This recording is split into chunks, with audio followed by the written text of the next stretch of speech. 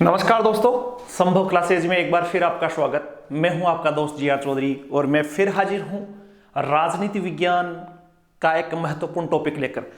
मेरे हाथ में एक किताब है क्लास 12th की। क्लास 12th में जो पॉलिटिकल साइंस का जो बुक्स है वो एनसीईआरटी में एक बुक्स है स्वतंत्र भारत में राजनीति। और ये किताब इतनी शानदार किताब है कि यदि भारत की राजनीति को समझना है 1947 से लेकर 2021-22 तक, तो उस किताब को यदि क्रमबद्ध तरीके से आप पढ़ोगे तो आपके भारत की राजनीति काफी कुछ समझ में आ जाएगी। ये किताब एग्जाम की दृष्टि से चाहे स्कूल व्याख्याता परीक्षा हो उसके लिए भी उतनी महत्वपूर्ण है जितनी कि 12th क्लास के स्टूडेंट्स के लिए। तो आज हम इस किताब का पहले चैप्टर से स्टार्ट कर रहे हैं और इसको समझेंगे कि वास्तव में भारत की राजनीति कैसे, किस दिशा में, किस प्रकार गई, और वहीं से सवाल निकलकर बहुत अच्छी किताब है, पढ़ने वाली किताब है, शानदार किताब है, मजे से हम पढ़ेंगे। Class 12th political science, books का नाम है स्वतंत्र भारत में राजनीति और फर्स्ट चैप्टर स्टार्ट कर रहे हैं। इसका फर्स्ट चैप्टर जो है वो है राष्ट्र निर्माण की चुनौतियां। इस पार्ट में जो राष्ट्र निर्माण की जो चुनौतियां हैं, इसमें हम यहां समझेंगे कि 1947 में जब देश आजाद हुआ तो आजाद होते ही एक राष्ट्र बनने के लिए राष्ट्र निर्माण जो हो रहा था, एक नया राष्ट्र बना था। उस नए राष्ट्र के बनते वक्त भारत के सामने कौन कौन सी समस्याएं आई थी, उसी को हम डिटेल से समझेंगे। कुछ समस्याओं का जिक्र इसमें आया है तो उन समस्याओं को करके देखेंगे और उस समय की स्थितियां क्या थी। दोनों चीजें देखो, समस्याएं क्या, भारत आपको जाना है 1947 में। कल्पना कीजिए 1947 में अभी जैसे भारत आजाद हुआ है तो उस समय देश के सामने कौन सी समस्याएं थी और उन समस्याओं का भारत ने किस प्रकार सामना किया, यही इस पार्ट में सारा कुछ हम पढ़ेंगे। स्टार्ट करते हैं हम राष्ट्र निर्माण की चुनौतियों से। तो एक एक चीज को आप देखते जाना, आप समझते जाओगे। लगभग आप सबको पता है कि भारत काफी लंबे समय तक गुलाम रहा अंग्रेजों के, और लगभग 200 साल की गुलामी के बाद में जब भारत आजाद हुआ 15 अगस्त 1947 को मध्य रात्रि, 14 से 15 अगस्त की मध्य रात्रि को आजाद हुआ। लेकिन इस आजादी के साथ ही देश की जनता को आजादी का जो जश्न था वो जश्न भी था और उस समय एक दुख भी था, क्योंकि उस समय भारत का विभाजन भी हुआ था। तो सुख और दुख दोनों की खबरें, अच्छी और बुरी दोनों खबरें 14 से 15 अगस्त को मध्य रात्रि को हुई थी। और संविधान सभा का निर्माण चल रहा था। तो संविधान सभा के विशेष सत्र में उस समय प्रधानमंत्री जवाहरलाल नेहरू ने संबोधित किया था और इस क्षण को कहा था भाग्य वधु से चिर प्रतीक्षित भेंट कहा था। भाग्य वधु से कि हमारा जो भाग्य था उससे अब हमें जाकर मुलाकात हुई है, हमारी मुलाकात हुई है। इसलिए उन्होंने कहा था भाग्य वधु से चिर प्रतीक्षित भेंट, जिसका हम इंतजार कर रहे थे, वो भाग्य का क्षण अब आ गया है। नेहरू जी ने अपने भाषण में कहा था। इसको ट्रिस्ट विथ डेस्टिनी भी कहा जाता है, डेस्टिनी बोलते हैं भाग्य को, के नाम से भी जाना जाता है। इस भाषण को भी फिर नाम दे दिया गया चिर प्रतीक्षित जो भाग्य वधु है उससे भेंट के नाम से इस भाषण को जाना जाता है, जो जवाहरलाल नेहरू ने भाषण दिया था संविधान सभा में मध्य रात्रि को।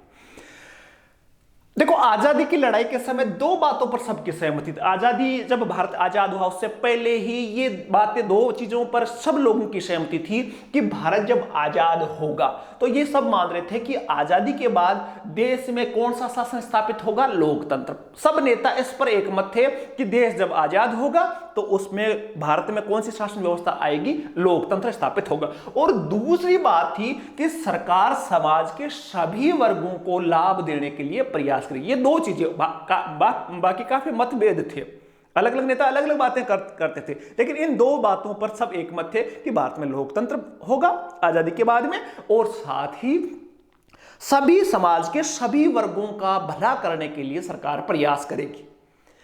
भारत आजाद हुआ, मैं कह रहा था भारत आजाद हुआ। भारत की आजादी भी बड़ी संकट में मिली थी। मैंने कहा संकट में इस प्रकार मिली कि भारत को आजादी मिली लेकिन साथ ही भारत को विभाजन भी मिला। तो उसी को हम देखेंगे। ये भारत की आजादी के समय प्रथम जो भाषण था जवाहरलाल नेहरू का, उसका एक फोटो मैंने दिखाया आपको। सामने जनता बैठी है, जवाहरलाल नेहरू भाषण दे रहे। देखो, ध्यान से समझेंगे इसको। आजाद भारत में नए राष्ट्र, अब भारत आजाद तो हो गया, अंग्रेज यहां से चले गए और भारत के नेता यह मान रहे थे कि हम लोकतंत्र स्थापित करेंगे, हम सब समाज का सबका भला करेंगे, लेकिन जिस क्षण आजादी मिली वहीं से चुनौतियां सामने आने लगी भारत के सामने। तो आखिर वो चुनौतियां थी कौन कौन सी? भारत राष्ट्र के सामने कौन सी चुनौतियां सामने आई? मुख्य तौर पर भारत के सामने 3 तरह की चुनौतियां देखने को मिली। जब भारत आजाद हुआ उसी क्षण 3 चुनौतियां भारत के सामने आ गई। कौन सी 3 चुनौतियां हैं जिसका जिक्र इस पार्ट में है, ध्यान से समझेंगे। देखो, पहली है एकता और अखंडता की चुनौती। एकता और अखंडता की चुनौती का आप यूं समझोगे कि लगभग भारत में 560 के लगभग रियासतें थी। अब जब आजाद भारत हुआ तो उसमें यह प्रावधान रखा गया रियासतों के लिए कि भाई आप चाहो तो भारत में मिलो, चाहो तो पाकिस्तान में मिलो और चाहो तो आजाद रहो। अब इस देश को, पूरे को देश को एक रखने की समस्या हो गई कि पूरा देश एक रहे। यहाँ हिंदू भी थे, यहाँ मुस्लिम भी थे, यहाँ सिख भी थे, अलग अलग भाषाएं थी, अलग अलग धर्म थे। तो भारत के सामने सबसे बड़ी चुनौती यह आई कि अब कैसे भारत को एकजुट रखा जा सकता है। तो पहली एक आई एकता और अखंडता की चुनौती आई। दूसरी आई लोकतंत्र। एक एक चीज को हम डिटेल से समझेंगे इस किताब में कि एकता और अखंडता की चुनौती का सामना किस प्रकार किया भारत ने। दूसरी जो समस्या आई लोकतंत्र की स्थापना। आप सबको पता है कि भाई भारत के नेता थे वो सब ये मानते थे कि देश में लोकतंत्र स्थापित किया जाएगा, लेकिन लोकतंत्र बातें करने से लोकतंत्र स्थापित नहीं होता, उसको इंप्लीमेंट करने, उसको लागू करने की समस्या बहुत बड़ी थी। पहले बातें कर ली, लेकिन जब लोकतंत्र स्थापित किया गया तो बहुत सारी समस्याएं आई, इसको भी हम देखेंगे। तो एकता और अखंडता की समस्या आई और लोकतंत्र स्थापना की समस्या आई। और तीसरी आई समानता पर आधारित विकास। तीसरी आई कि समाज के सभी वर्गों का विकास हो। यह भी पहले ही मान रखा था कि सभी वर्गों का विकास किया जाएगा। वादे तो कर लिए, हमारा जो शासन आएगा तब हम सबका विकास करेंगे, लेकिन जब देश आजाद हुआ तो ये समस्या आएगी सबका विकास कैसे किया जाए, और आज तक सबका विकास नहीं हो पाया। ठीक है, तो इस प्रकार की चुनौतियां जब भारत आजाद हुआ तो उस समय ही आ गई थी। तीनों चुनौतियों का डिटेल से अलग अलग पाठों में हम अध्ययन करेंगे। देखो आगे हम बढ़ते हैं। एक पहले कविता हम आई है आपके पाठ में, फैज अहमद फैज की एक कविता है जो पाकिस्तान के एक मशहूर लेखक रहे।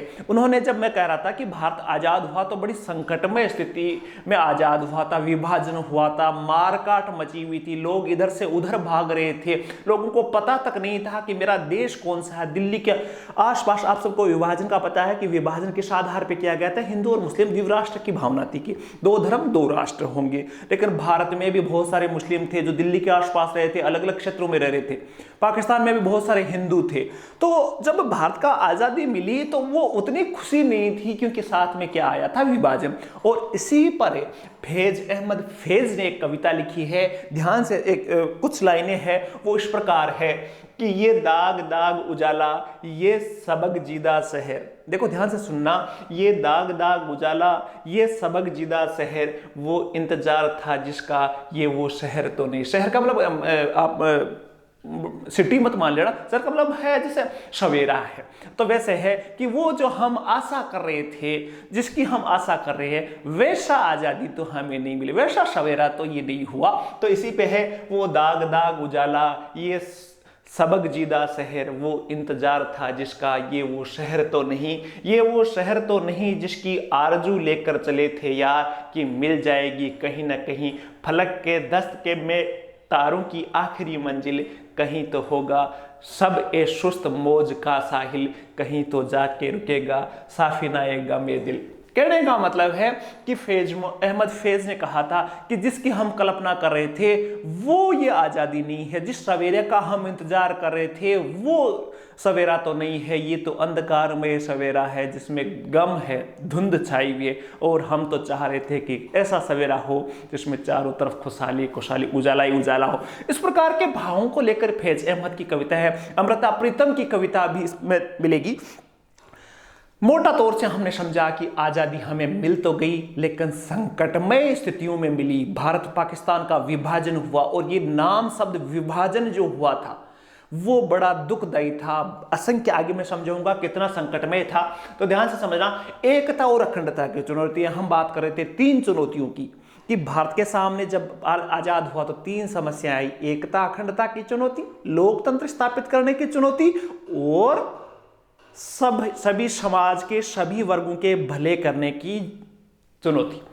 पहली चुनौती को डिटेल से हम समझते हैं, एकता और अखंडता की चुनौती कैसे थी, क्या थी, ध्यान से समझेंगे।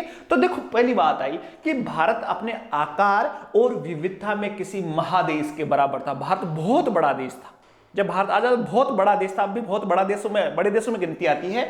और यहां विभिन्न भाषाएं बोली जाती थी, विभिन्न संस्कृति के लोग रहते थे, विभिन्न धर्मों के लोग रहते थे। अब भारत के सामने अलग अलग धर्म, अलग अलग संस्कृति, अलग अलग भाषा के लोग रहते थे, उनको एकजुट रखने की समस्या, पहली चुनौती आई एकता और अखंडता में।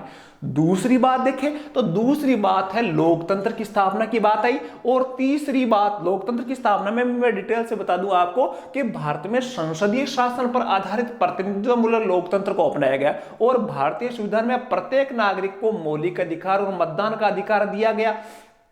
अब ये लोकतंत्र स्थापना कोई बात, ये सिद्धांत तो बन सकता है, लेकिन इसको स्थापित करने की समस्या आई वो अलग पार्ट में। समानता पर आधारित विकास, जिसमें कहा आप समझोगे कि सबका कल्याण हो, जनता के प्रत्येक वर्ग, प्रत्येक व्यक्ति का कल्याण हो, ये भी चुनौतियां थी, इसको डिटेल से हमने समझा। हम बात करते हैं विभाजन की, क्योंकि सारी समस्याओं की जड़ देखें तो वहां आप एकता और अखंडता की, और जो भारत आजाद हुआ था उसका सबसे जस्ट जो पहली जो समस्या आई वो पैदा क्यों हुई, भारत के विभाजन की वजह से।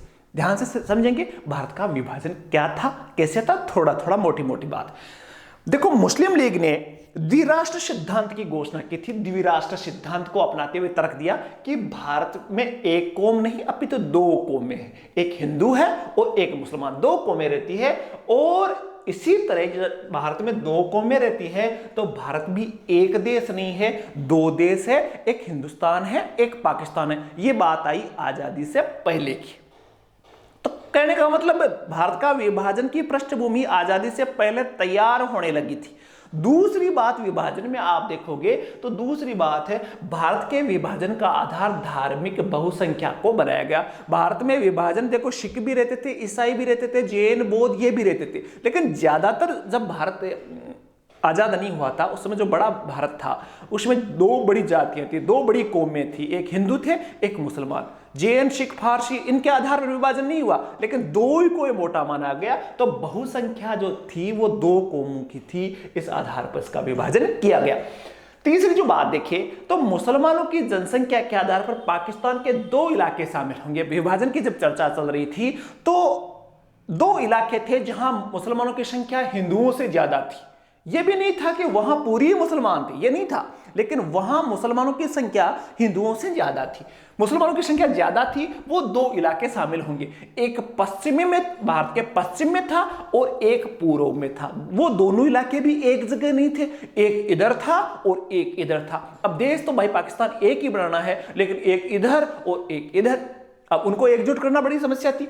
इनके मध्य भारतीय भूभाग का बड़ा विस्तार था और इसके बीच में पड़ता था भारत। एक तरफ इधर भी पाकिस्तान बढ़ रहा था और इधर भी मुसलमानों की संख्या ज्यादा थी, तो पूर्व और पश्चिम दोनों में मुसलमानों की संख्या ज्यादा थी।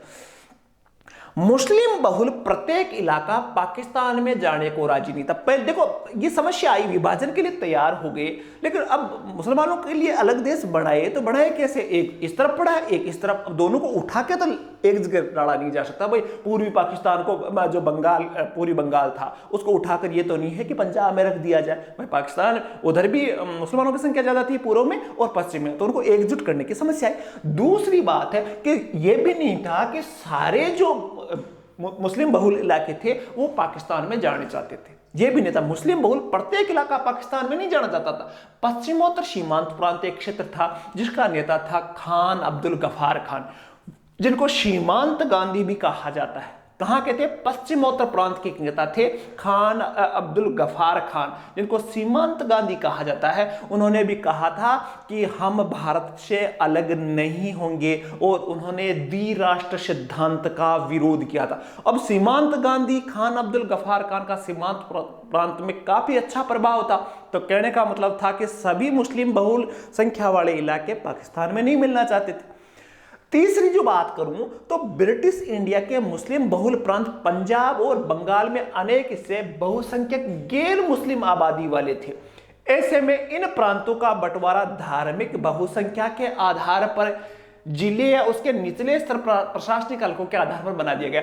अब देखो कई जो प्रांत थे, खासकर बंगाल और पंजाब का जहां मुस्लिम ज्यादा थे, ये राज्य जो थे, प्रांत थे, उनमें कुछ कुछ छोटे छोटे क्षेत्र ऐसे थे जहां, अब जैसे राजस्थान की बात करूं तो राजस्थान में हो सकता है हिंदू ज्यादा हो, लेकिन हो सकता है किसी जिले में मुस्लिम ज्यादा हो। तो वही स्थिति वहां आई कि पंजाब में, पूरे पंजाब की जनसंख्या देखी जाए तो वहां तो मुस्लिम ज्यादा थे, लेकिन वहां भी कुछ तहसीलें ऐसी थी जहां हिंदू ज्यादा थे। अब उनका विभाजन, तो फिर विभाजन करने के लिए प्रांत की सीमा को आधार नहीं बढ़ाया गया, कई तो गांवों के आधार पर, छोटे छोटे तहसीलों के आधार पर उनका विभाजन करना पड़ा।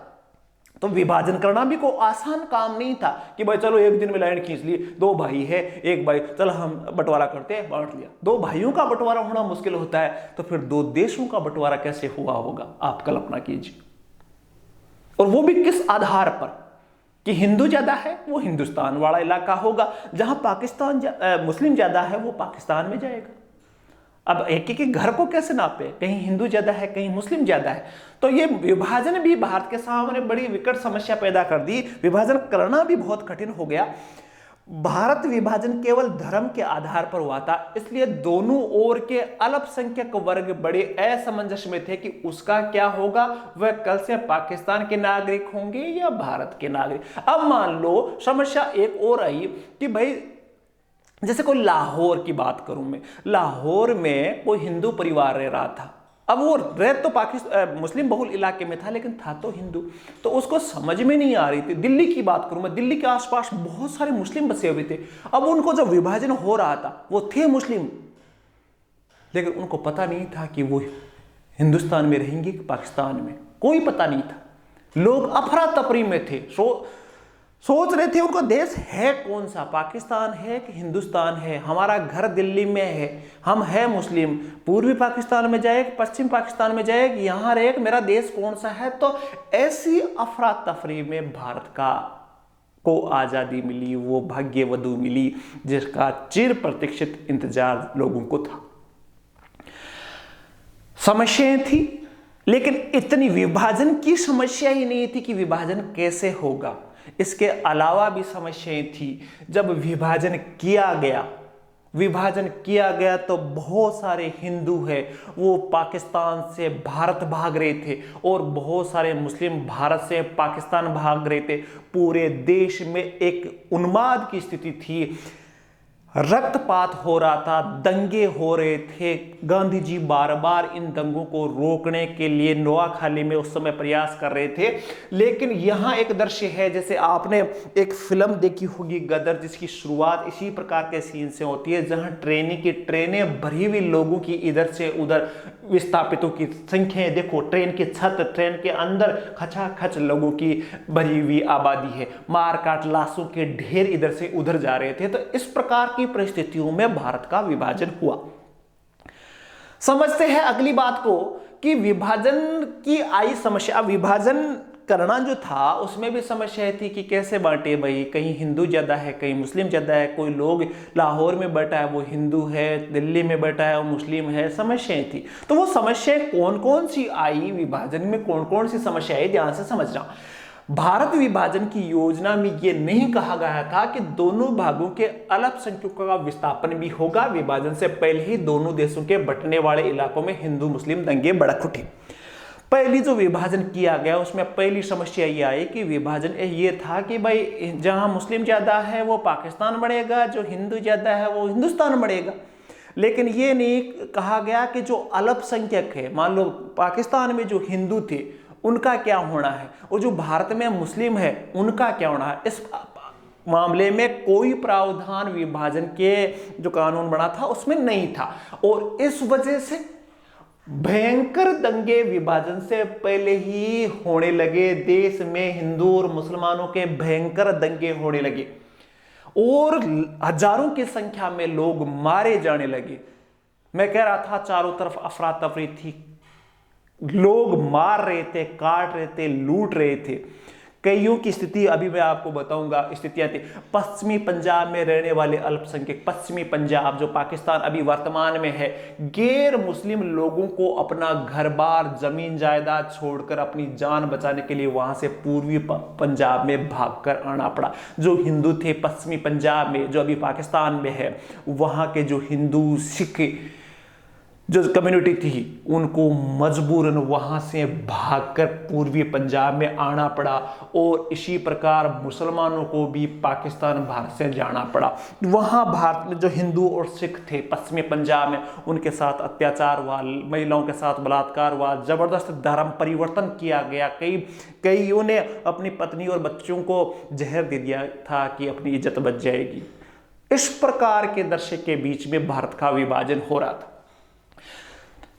विभाजन की प्रक्रिया में भारत की भूमिका बंटवारा ही नहीं हुआ। अब देखो, बंटवारा जब होता है, आपने देखा है दो भाइयों का भी जब बंटवारा होता है तो केवल जमीन का बंटवारा नहीं होता, एक एक गिलास, एक एक छोटी छोटी चीज का बंटवारा होता है, एक छोटी सी चम्मच का भी बंटवारा होता है। तो सामान का कैसे बंटवारा हुआ होगा, बल्कि भारत की संपदा का भी बंटवारा हुआ। आजादी और विभाजन के कारण भारत को विरासत के रूप में शरणार्थियों के पुनर्वास की समस्या, एक एक चीज को बांटा गया, और साथ ही जो लोग पाकिस्तान में अपनी जमीन, जगह, उद्योग सारे के सारे छोड़ कर अपनी जान बचाकर भारत आ रहे थे, भारत के सामने उनको वापस बसाने की, पुनर्वास की तगड़ी समस्या आ गई।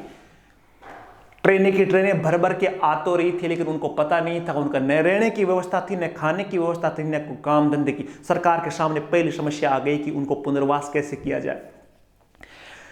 इस स्थिति में लोगों के पुनर्वास को बड़े ही संयम ढंग से व्यवहारिक रूप से प्रदान किया गया, और शरणार्थियों के पुनर्वास के लिए सर्वप्रथम एक पुनर्वास मंत्रालय बनाया गया, और सरकार ने जो भाग भाग के लोग आ रहे थे उनको व्यवस्थित बसाने के लिए एक मंत्रालय की स्थापना की गई, जिसको पुनर्वास मंत्रालय कहा जाता है। उस समय पुनर्वास मंत्रालय की स्थापना हुई।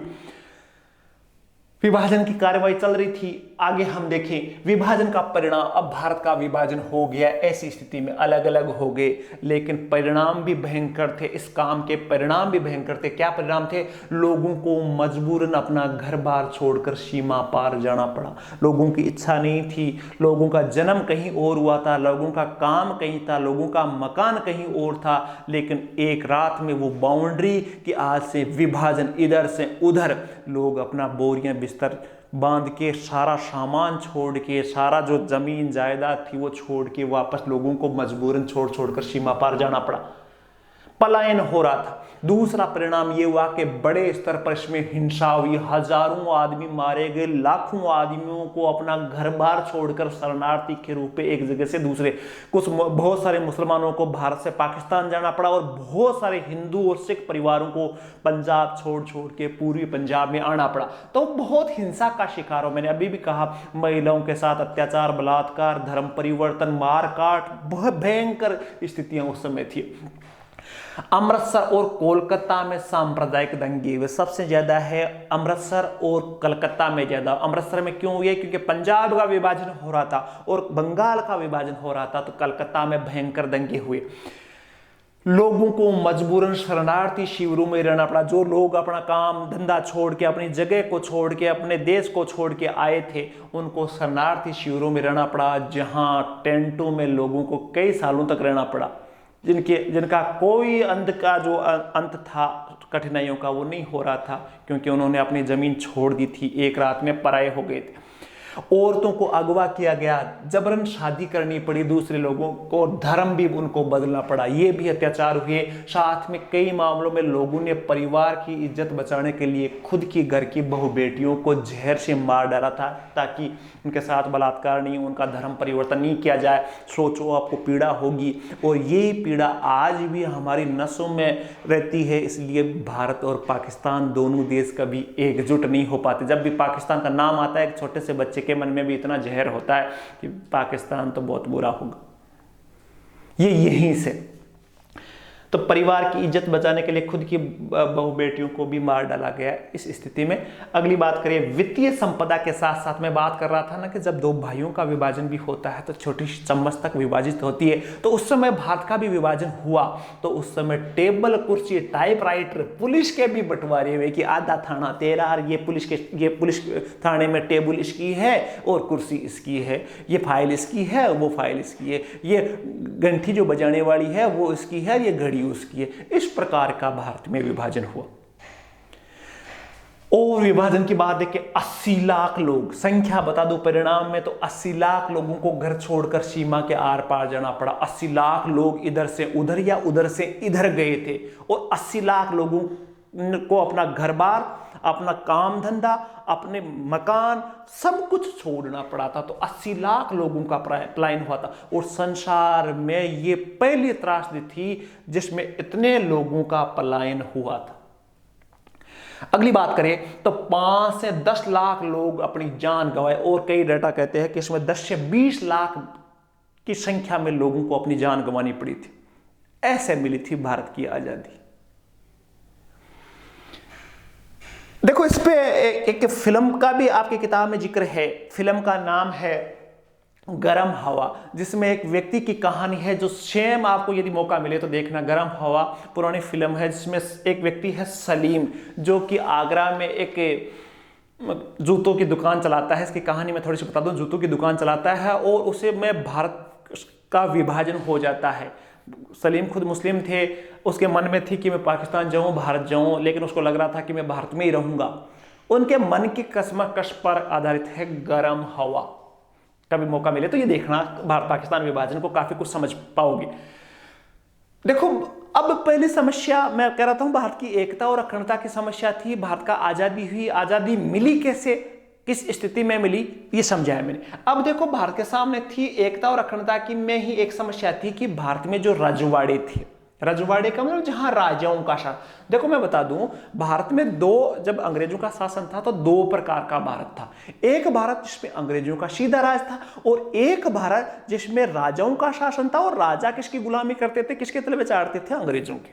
तो ये था रजवाड़े। जो जहां राजाओं का शासन था वो रजवाड़े कहलाए। तो रजवाड़ों का, अब मैंने कहा कि भारत में जो आजादी का एग्रीमेंट था उसमें जो रजवाड़ों के संबंध में ये निश्चित किया गया कि आप पाकिस्तान में मिल सकते हो, आप भारत में मिल सकते हो और आप आजाद भी रह सकते हो। अब इन रजवाड़ों को भारत में विलय की बहुत बड़ी समस्या आ गई, तो उसको समझ लेते हैं। स्वतंत्रता प्राप्ति से पहले भारत 2 भागों में बटा हुआ था। एक ब्रिटिश भारत जहां सीधा अंग्रेजों का अधिकार था और एक देसी रियासतें जिन पर किनका शासन था, राजाओं का, और इनकी संख्या रियासतों के लगभग 565 के लगभग रियासतें भारत में थी। रियासतों के शासकों को मनाने और समझाने में सरदार पटेल आजाद हो गए। उसको मनाने और समझाने के लिए सरदार पटेल जो उस समय गृह मंत्री थे ने ऐतिहासिक भूमिका निभाई और अधिकतर रजवाड़ों को उन्होंने भारतीय संघ में शामिल करने के लिए राजी कर लिया। तो ये सरदार पटेल, लोहा पुरुष जो सरदार पटेल थे, इनकी भूमिका महत्वपूर्ण थी कि उन्होंने बहुत सारी रियासतें, लगभग सभी रियासतें, 1-2 में समस्याएं आई, बाकी 565 रियासतों में से अधिकतर को भारत में विलय के लिए राजी कर लिया। ये अच्छी स्थिति थी। ये ऐसा भारत था उस समय। और जहां आपको ये ब्लू कलर, नीला कलर दिख रहा है, राजस्थान की बात करें, यहाँ रजवाड़ा था, central India, eastern state, Hyderabad, Mysore, ठीक है, बलूचिस्तान स्टेट, जम्मू एंड कश्मीर, ठीक है। तो इस प्रकार के ये नीले नीले जो पॉइंट हैं वो था प्रिंसली स्टेट बोलते थे अंग्रेजी में, और इसको बोलते थे ब्रिटिश इंडिया, ठीक है। तो 2 भागों में भारत बटा हुआ था। अब रजवाड़ों के विलय में समस्याएं क्या थी, क्या समस्याएं आई इन रजवाड़ों के विलय में? देखो पहली बात समझते हैं कि आजादी के तुरंत पहले अंग्रेजों ने कहा था, मैंने समझा दिया इस बात को, कि जो रजवाड़े है, राजा है, वो उनको आजाद कर दिया जाएगा भारत के साथ ही, और रजवाड़े अपनी मर्जी से चाहे तो भारत में मिले, चाहे पाकिस्तान में मिले, या आजाद रहे, ये इन पर डिपेंड करेगा। ये फैसला राजा को करना था। जनता की इनकी कुछ की भी नहीं चलनी थी, जनता से नहीं पूछा। राजा डिसाइड करेगा कि पाकिस्तान मिलेगा, राजा निश्चित करेगा कि भारत में मिलेगा, राजा निश्चित करेगा कि स्वतंत्र रहेगा। जनता के पास कोई अधिकार नहीं था। ये एग्रीमेंट टू इंस्ट्रूमेंट, अभी बात आएगी। तो ऐसे में देश की एकता और अखंडता खतरा मंडराने लगा। 565 छोटे छोटे टुकड़े टुकड़े, तो देश एक कैसे रहेगा? फिर भारत कौन सा बचा? टुकड़े टुकड़े, अलग अलग जगह रियासतें, अलग अलग जगह राजा, इस प्रकार की स्थिति थी। अलग अलग होने की मांग करते हैं तो न जाने कितने देश के टुकड़े हो जाएंगे। और यदि सभी राजा, जो 565 रियासतें थी, उनके सभी राजा कहते कि हम तो सभी आजाद रहेंगे, तो फिर भारत के मतलब छोटे छोटे छोटे छोटे छोटे छोटे बालकन जैसे, प्रायद्वीप बालकन देशों के जैसे छोटे छोटे देश हो जाएंगे। समस्या थी कैसे एकजुट करे भारत के टुकड़े टुकड़े होने वाले, कैसे एकजुट करे, तो ये बड़ी समस्या सामने आई। त्रावणकोर एक जगह है कि राजा ने सबसे पहले अपने राज्य को आजाद रहने का आदेश दिया, आजाद करने को कहा। सबसे पहले त्रावणकोर में बात आई, जहां के राजा ने कहा कि हम न तो भारत में मिलेंगे न पाकिस्तान में मिलेंगे, हम तो अलग ही झंडा रखेंगे, अलग ही देश रखेंगे। उसके बाद अगले दिन हैदराबाद का जो निजाम था उसने भी कहा कि भाई हम भी आजाद रहेंगे, अलग रहेंगे। अब ये त्रावणकोर हैदराबाद भारत के बीच में पड़े, लेकिन उन्होंने कहा आजाद रहेंगे। उसके बाद में भोपाल के नवाब की भी यही स्थिति थी, उसने संविधान सभा में भाग ही नहीं लिया। कहने का मतलब था उसकी भी इच्छा थी कि मैं भी अपने अपने ढोलक पीटूं। तो तीन के जिक्र आपकी किताब में आया, त्रावणकोर, हैदराबाद और भोपाल। तो कहने का मतलब है कि यहां बहुत बड़ा संकट पैदा हो गया कि भारत में इन सभी रियासतों को कैसे एकजुट रखा जाए।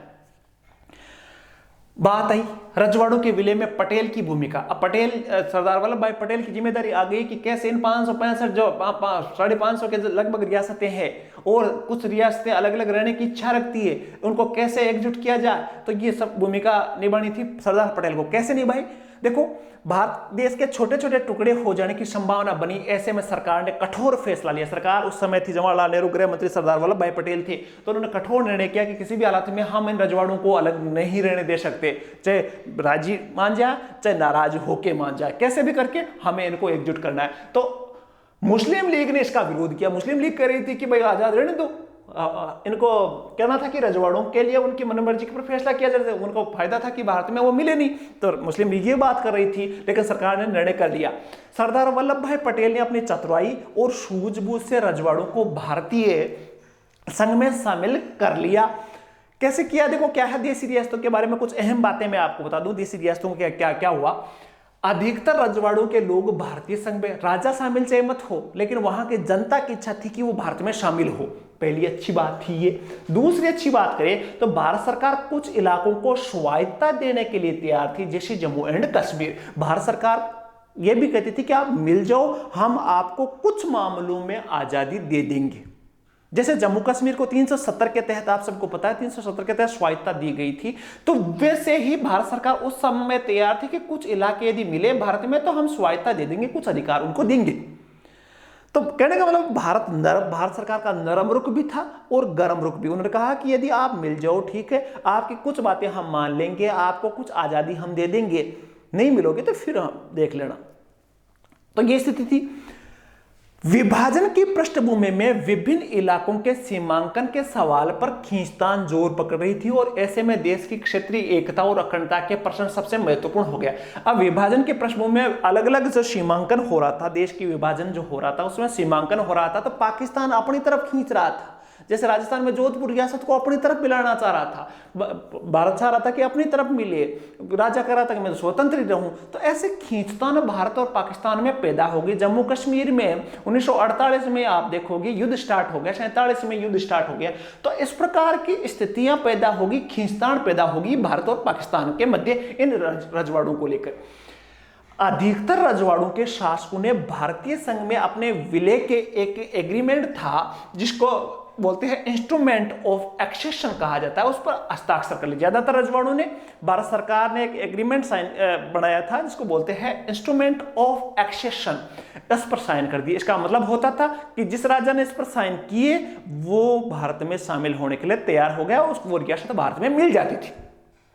ठीक है, लेकिन फिर भी जूनागढ़, हैदराबाद, जम्मू और कश्मीर और मणिपुर की रियासत, 4 रियासतें ऐसी थी जिनका विलय भारत में होना थोड़ा बाद में हुआ और बड़ा कठिन तरीके से हुआ। कौन सा? जूनागढ़, हैदराबाद, जम्मू एंड कश्मीर एंड मणिपुर, जो 4 रियासतें थी उनका विलय थोड़ा सा देरी से और कठिनाई से हुआ। इनको हम पढ़ेंगे अलग अलग तरीके से। देखो बात हम करेंगे हैदराबाद की। हैदराबाद का विलय कैसे हुआ, छोटे छोटे हम पढ़ेंगे हैदराबाद का विलय कैसे हुआ, कब हुआ। तो देखो हैदराबाद की बात करें तो हैदराबाद के शासक को निजाम कहा जाता था। उस समय वो निजाम जो था वो संसार का सबसे पेशे वाला व्यक्ति था, और रियासतों की बात करें तो सबसे बड़ी रियासत थी हैदराबाद, इसलिए वह पेशे वाला है, बड़ा बड़ा राज का मालिक था। तो उसके मन में ये हुई कि भाई मैं तो भारत में मिलूं ही नहीं, मैं पाकिस्तान में नहीं मिलूं, मैं तो आजाद रहूं। और हैदराबाद रियासत को देखोगे तो आप भारत के बीच में चारों तरफ भारत ही भारत थे। तो उस समय जो निजाम थे उसका नाम था उस्मान अली खान। क्या नाम था, उस्मान अली खान। और उन्होंने भारत सरकार के साथ नवंबर 1947 में एक साल के लिए यथास्थिति बहाल करने का समझौता किया। 1947 नवंबर में भारत सरकार से उन्होंने समझौता किया कि जो जैसा है अभी वैसा ही अभी रहने दिया जाएगा, मुझे सोचने दो। और कहने का मतलब था कि वो भारत में मिलने की इच्छा नहीं रखते थे। उस समय हैदराबाद में भारत में कम्युनिस्ट पार्टी और हैदराबाद जो कांग्रेस थी, वहां के लोकल जो कांग्रेस थी, उनके नेतृत्व में किसान और महिलाओं ने निजाम के खिलाफ आंदोलन शुरू कर दिया। और इस आंदोलन को कुचलने के लिए निजाम के जो सैनिक थे, जिनको बोलते थे रजाकार, अर्धसैनिक बल थे रजाकार, उनको लगाया। और इन रजाकारों ने वहां जो महिलाओं के साथ अत्याचार, अन्याय और मारपीट करना चालू कर दिया। बड़े हरामी किस्म के थे ये रजाकार। तो इन्होंने जो आंदोलन चालू किया कम्युनिस्ट पार्टी और हैदराबाद कांग्रेस ने, तो उन्होंने उनको मारना पीटना चालू किया, उनके साथ भयंकर ज्यादतियां चालू उन्होंने कर दी।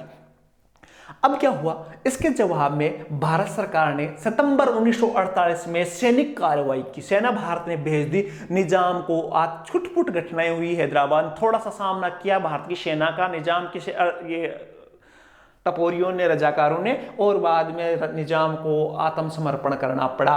और इस प्रकार हैदराबाद का रियासत का भारत संघ में विलय हुआ। तो रियासत हैदराबाद मिली कैसे, जूते के बल पर। ठीक है, हैदराबाद के बारे में समझ गए। ये हैदराबाद के निजाम थे, सरदार वल्लभ भाई पटेल के साथ मुस्कुरा रहे हैं। अब कैसे क्या स्थिति रही होगी, आराम से मिले तो है नहीं।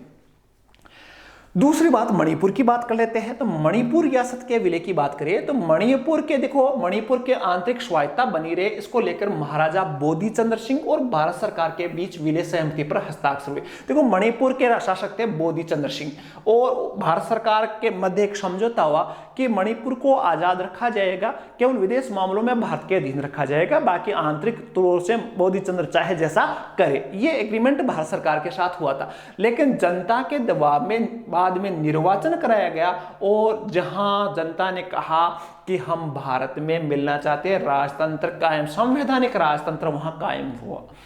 और मणिपुर पहला भाग था जहां सबसे पहले मताधिकार का प्रयोग हुआ, और जून 1948 में चुनाव, ये बहुत मोस्ट बनता है कि सबसे भारत में सबसे पहले चुनाव जो हुए, मताधिकार का प्रयोग हुआ, वो जून 1948 में मणिपुर में हुआ। और इसके आधार पर मणिपुर में संवैधानिक राजतंत्र की स्थापना हुई थी। ये थी मणिपुर की कहानी। अब बात कर लेते हैं राज्यों के पुनर्गठन। देखो जूनागढ़ का आपकी 12th क्लास में जिक्र नहीं है, जम्मू कश्मीर का भी इसमें अभी जिक्र नहीं है, तो ये आगे पढ़ेंगे। लेकिन हमने पढ़ा मणिपुर और हैदराबाद रियासत का किस प्रकार विलय हुआ था। इस प्रकार देखा जाए तो भारत आजाद हुआ, उस समय की स्थितियां दो चीजों पर हमने डिटेल से समझी।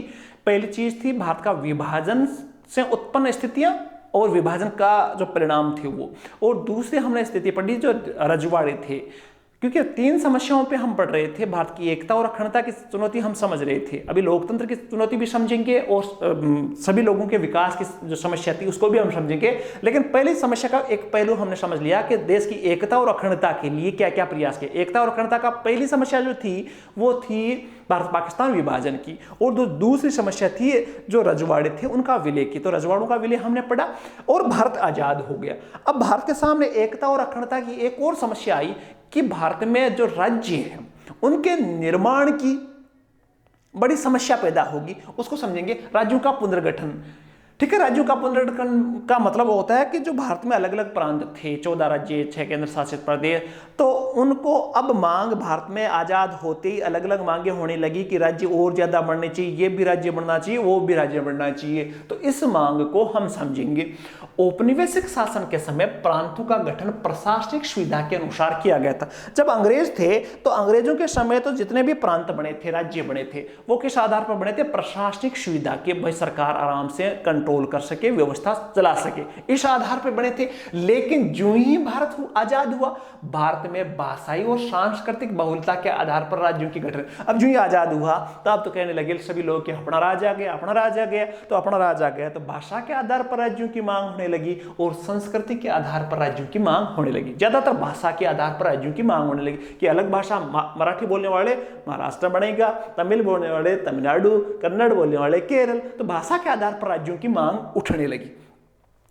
भाषा के आधार पर प्रांतों का गठन राजनीतिक मुद्दा कांग्रेस के नागपुर अधिवेशन में पहली बार शामिल किया। 1920 में इस पर बात आने लगी थी कि भाषा के आधार पर राज्यों का गठन होना चाहिए या नहीं होना चाहिए। कांग्रेस मानती थी कि भाषा के आधार पर राज्यों का गठन नहीं होना चाहिए, केवल प्रशासनिक आधार पर ही राज्यों का गठन होना चाहिए। तो ये पहले की बात थी।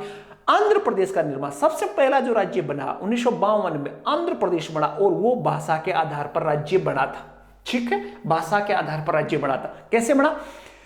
तेलुगु भाषी लोगों ने मांग की कि मद्रास, उस समय था मद्रास प्रांत, बहुत बड़ा राज्य था, आंध्र प्रदेश राज्य नहीं था, तो मद्रास प्रांत में तेलुगु भाषी इलाकों को अलग करके एक आंध्र प्रदेश बनाया जाए। जो तेलुगु भाषी तेलुगु बोलने वाले लोग थे, उस समय मद्रास राज्य के एक भाग में तेलुगु भाषा के लोग रहते थे, तो उन्होंने कहा कि तेलुगु भाषी लोगों को मिलाकर एक आंध्र प्रदेश राज्य बनाया जाना चाहिए। ये मांग जोर पकड़ने लगी और बहुत भयंकर आंदोलन होने लगा। और इस आंदोलन में एक नेता थे जिसका नाम था पोटी श्रीरामल्लू, और इन्होंने अनशन स्टार्ट कर दिया और 56 दिन बाद में इस आंदोलन में भूख हड़ताल के दौरान पोटी श्रीरामल्लू की मृत्यु हो गई।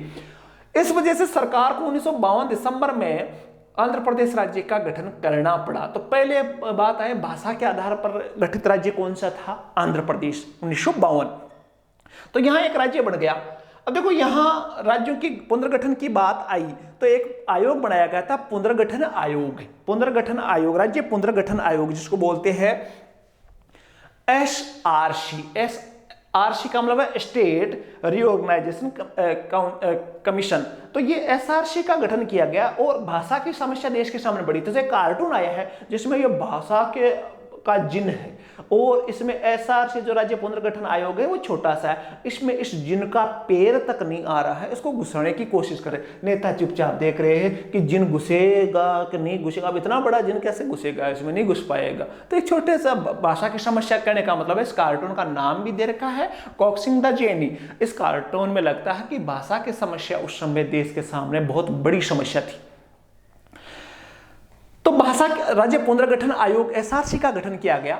1953 में केंद्र सरकार ने एक उच्चतम न्यायालय के भूतपूर्व न्यायाधीश फजल अली, याद रख लेना फजल अली, इसको अली आयोग भी बोलते हैं, फजल अली आयोग। तो फजल अली आयोग की अध्यक्षता में 3 सदस्यीय राज्य पुनर्गठन आयोग का गठन किया गया। एक पुनर्गठन आयोग बनाया गया जिसका काम था कि भाई राज्यों को कैसे बनाया जाना चाहिए, इस मामले में सिफारिश दी जाए। अध्यक्ष थे फजल अली, स्थापना 1953 में। इसने क्या क्या सिफारिशें की ध्यान रखना, उन्होंने कहा कि त्रिस्तरीय राज्य प्रणाली को समाप्त किया जाए। त्रिस्तरीय राज्य प्रणाली का मतलब, जब भारत आजाद हुआ था तो उस समय 4 कैटेगरी के राज्य थे, A, B, C और D।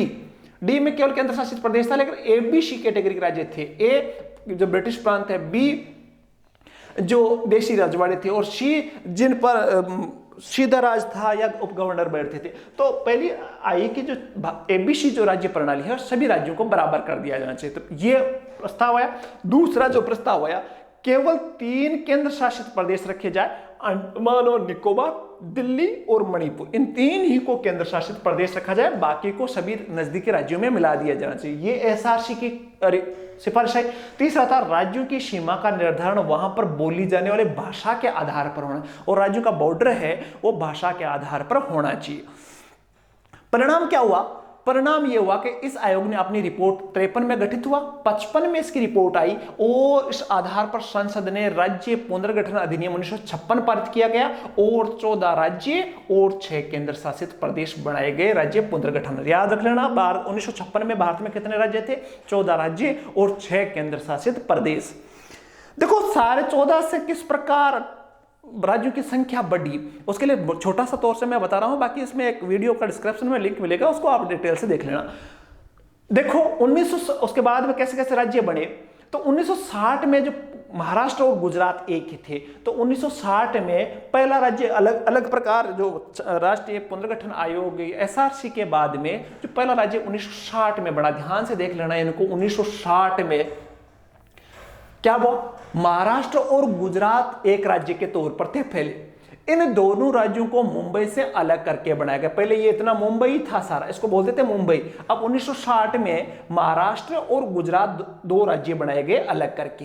तो याद रख लेना 1960 में गुजरात राज्य की स्थापना कह दो या महाराष्ट्र राज्य की स्थापना, पहले मुंबई प्रांत होता था।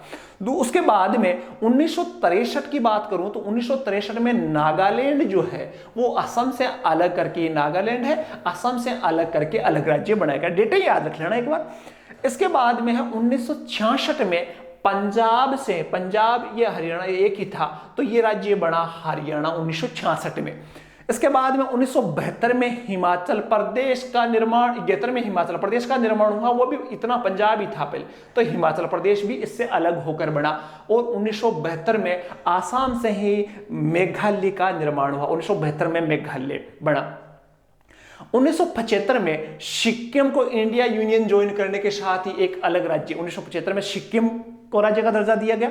1987 को मिजोरम को और अरुणाचल प्रदेश राज्य की स्थापना हुई, मिजोरम और अरुणाचल प्रदेश राज्य की स्थापना हुई। 2000 में 3 राज्य बने, छत्तीसगढ़, झारखंड और उत्तराखंड, ये 3 राज्य 2000 में बने। और अभी 2 जून 2014 को तेलंगाना राज्य की स्थापना हुई। इस प्रकार भारत में बाद में अलग अलग राज्यों की स्थापना हुई।